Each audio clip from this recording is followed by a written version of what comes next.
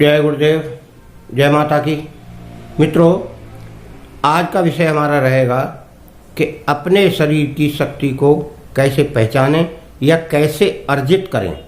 उसके लिए हम यहाँ बताएंगे आपको कि क्या क्या करना है। आज मैं उज्जैन के महाकाल मंदिर के दर्शन करने के बाद इस होटल में रुका हूँ, वहीं पर यह वीडियो बना रहा हूँ। आपके लिए कुछ ना कुछ तो मुझे बनाना ही है। मित्रों, आप ध्यान रखें कि कभी न कभी आपको शक्ति अर्जित अवश्य होगी यदि आपने मन में संकल्प कर रखा है और प्रयासरत हैं तो। जैसे कोई व्यक्ति अपनी बॉडी बनाना चाहता है तो उसे कसरत करना होती है और कसरत के साथ साथ अपने खान पीन पर भी ध्यान देना पड़ता है। इसी तरह की शक्ति आपको अर्जित करना है तो पहले आप अपने शरीर की आदतों को बदलेंगे। आदतों को कैसे बदलेंगे कि समय से जागना, समय से सोना, कम से कम बात करें, उचित समय पर ही बात करें। ऐसा नहीं कि फिजूल में आप बोले जा रहे हैं, इससे आपकी दिमाग की और शरीर की एनर्जी वेस्ट होती है। और दूसरी बात यह है कि अगर बोलने की ज़रूरत पड़ती है तो आप सत्य ही बोलें। अगर इस तरह आप सत्य का इस्तेमाल करते रहेंगे तो जब भी आप बोलेंगे तो वह सत्य ही निकलेगा। तो इस प्रकार की ये आदतें हैं। और दूसरी आदतें हैं कि थोड़ा ध्यान का समय फिक्स करें। ध्यान यानी पूजा पाठ जो भी आप करते हैं, मैं ये नहीं कहता कि आप यही करें, गायत्री मंत्र ही करें। जो भी कोई मंत्र का जाप करते हैं आप उसे नियम से करें और नियमित करें। उसमें कोई कमी नहीं आना चाहिए, यानी गैप नहीं होना चाहिए। यदि आप इस तरह के करेंगे तो आपको उसका पूर्ण लाभ प्राप्त होगा। और उसके बाद आप दूसरा काम आपको यह करना है, ये तो आपकी शारीरिक आदत हो गई। अब मानसिक आदत भी और है जिनको आपको मन से करना है। जैसे कोई व्यक्ति है और वो नेगेटिव बातें करता है हमेशा, उससे आप मत मिलिए या आप उससे बात मत करिए, या उसके अंदर कुछ गलत आदतें हैं, उस व्यक्ति से भी आप मत मिलिए। उन विषयों पर चर्चा मत करिए जिनसे आपको कुछ लेना देना नहीं है और आपकी साधना और शक्ति में जो बाधक हैं। और वैसे तो गृहस्थ में बहुत सारे लोग अलग अलग प्रयास करते हैं। कोई किसी की बात करेगा, कोई धन की बात करेगा, कोई साधना की बात करेगा, तो कोई खेतीबाड़ी की बात करेगा। इन सब बातों को आपको सुनने से कोई लाभ नहीं है। आप जो कार्य कर रहे हैं वह कार्य करें और अपनी शक्ति को अर्जित करने के लिए प्रयासरत रहें। समय समय पर सारे कार्य करते रहें। कोई कार्य आपको बंद नहीं करना है, परंतु नेगेटिव एनर्जी वाले और जो दूसरे विचारों वाले लोग हैं उनसे दूर रहना है। अब इसके अलावा और क्या करना है आपको? आहार पर, यानी शुद्ध आहार करें। खाने की वस्तुएं जो मनुष्य के लिए हैं उन्हीं को खाएं, सात्विक खाएं, सात्विक विचार करके खाएं। अब बात ये आती है कि मंत्र जाप करें कि नहीं करें। भाई, आप जो मंत्र जाप कर रहे हैं तो करें, अगर नहीं करना चाहें तो बिंदु त्राटक, प्राणायाम, योग क्रियाएं, योग अभ्यास यह तो कर सकते हैं, तो आप उनको करिए रोजाना। आप कोई जाप मत करिए, कुछ मत करिए, इन 2-3 क्रियाओं को आप कर लीजिए। और कितना कितना करना है आपको? 5-5, 6-6 मिनट करना है। तो आपके पास चारों साइड से शक्ति अर्जित होना शुरू हो जाएगी।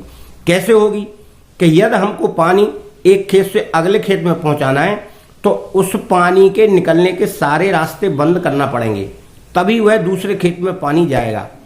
क्योंकि एक ही दिशा में एनर्जी को हमें लाना है। सारी चीज़ों को हमें बंद करते हुए अपनी शक्ति को एक ही तरफ अर्जित करना है, यानी हमें मन में लाना है वह शक्ति। वह शक्ति कब अर्जित होगी? जब हम और विषयों से और इच्छाओं से और आदतों से अपने मन को कंट्रोल करके अपने शरीर के अंदर ले आएंगे, तब वह शक्ति आपकी धीरे धीरे संकलित होगी और आपको उसका महसूस भी होना शुरू हो जाएगा कि मुझे कुछ ना कुछ शक्ति प्राप्त हो रही है। और महसूस कैसे होगी? अनायासी आपको कुछ ना कुछ अनुभव होने लगेंगे।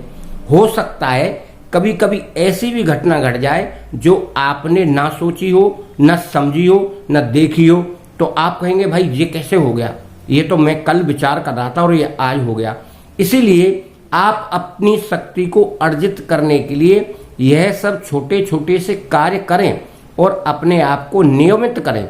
और साधना, इसी का नाम साधना है कि कोई चीज हमने नियम बना के कर ली यानी सध गई, उसका नाम साधना है। और आप साधना रत रहेंगे। इस तरह के कोई कठिन कार्य नहीं है, बड़ा सिंपल साधारण कार्य है। आप अपनी गृहस्थी में रहकर, गांव देहात शहर में रहकर यह कार्य कर सकते हैं। आप अनायास बोलते हैं, अनायास घूमते हैं, अनायास गप लड़ाते हैं, अनायास की फिजूल बहस करते हैं।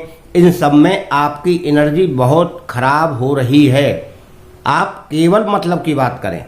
केवल मतलब की बात यह है कि आप जिसकी शक्ति की साधना कर रहे हैं उसमें ध्यान लगाएं या अपने काम से काम रखें। जो भी आप कार्य कर रहे हो, घर गृहस्थी का या कमाने का, और शांति भाव में रहकर ही आप मनन करते जाएं कि मुझे यह काम गलत है, यह नहीं करना है, यह काम गलत है, यह नहीं करना है, यह काम अच्छा है, मुझे यह करना है। अपने आप में स्वयं चेंजिंग लाएं, यानी बदलाव लाते हुए चले जाएं, तो आपको धीरे धीरे शक्ति का संचार होता चला जाएगा। ये एक ऐसी शक्तियां हैं जो आपको दिखाई तो नहीं देती, परंतु बाद में काफी समय होने पर आपको महसूस होना शुरू हो जाएंगी। जैसे कोई सिद्ध पुरुष रहता है, वो किसी से कोई वास्ता नहीं रखता, अच्छा भी आता है, बुरा भी आता है, कोई कुछ भी कह जाता है, मगर वह उसका प्रति उत्तर नहीं देता, ना उसको कोई गाली गलौज करता, ना उसका जवाब देता है, ना किसी को अच्छा कहता है, ना किसी को बुरा कहता है। फिर आप क्यों नहीं अपने आप को नियंत्रित कर पा रहे? केवल आपको अपनी आदतें, मन की इच्छाएं कंट्रोल करना है। अपने मन को लालच में मत डालिए। आज आपको खुशबू आने लगी रसगुल्लों की, या देख लिया कि यह रसगुल्ला बांट रहा है, तो आप पीछे से आकर आगे लाइन में लग गए और जल्दीबाजी करने लगे कि मुझको भी मिल जाए। यानी यह आपके मन के अंदर का लालच और इच्छा शक्ति है जो आपको लालच से आगे ला रही है। ये इच्छाएं नहीं करना है। जब वह देने वाला दे रहा है तो आपके नंबर तक आकर स्वयं दे जाएगा। पहली बात तो यही है कि आपको इच्छा करनी ही नहीं है। किसी भी व्यक्ति से कोई भी सामान फ्री प्राप्त करने की इच्छा मत करो। जिसको देना होगा, जिसे पुण्य करना होगा, वह आप तक जरूर पहुंचाएगा। और फ्री की इच्छा से एक लालच पैदा होता है, ममता पैदा होती है। आप अपनी कमाई पर ध्यान दो। आपको कोई फ्री खिला पिला रहा है तो आप मत खाइए। हाँ, यह बात जरूर है, आप किसी के यहाँ गए हैं, किसी ने स्वागत किया है, आप उसको जरूर स्वीकार करें, क्योंकि उसको भी आपको दुखी नहीं करना है। मित्रों, इस प्रकार की क्रियाएं आपके जीवन को उन्नत करते हुए आपको बहुत शक्ति प्रदान करेंगी। मैं आपको बार बार यही बात कहूँगा कि आप अपने अंदर संयम और नियंत्रण बना के रखेंगे तो शक्ति आपको अवश्य प्राप्त होगी। जय माता।